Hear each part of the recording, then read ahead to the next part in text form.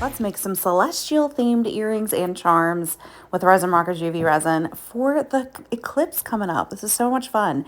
I want you guys to see how crystal clear our resin actually is. So this is just plain 60 seconds, 36 watts, rock solid, crystal clear, no bubbles, absolutely gorgeous. Had to just show you how phenomenal this resin is. Now we're going to go ahead and use some of our Stardust. This is called Danger Zone. It's a very, very, very fine sparkly powder. This is beautiful. It is made with polyester. It is cosmetic friendly. We have a whole entire collection. We're going to cure this for 60 seconds at 36 watts on each side. And here's the end result. Look at that flawless detail. These are going to be so cute to wear the day of the eclipse. I hope you guys enjoyed making these as much as I did.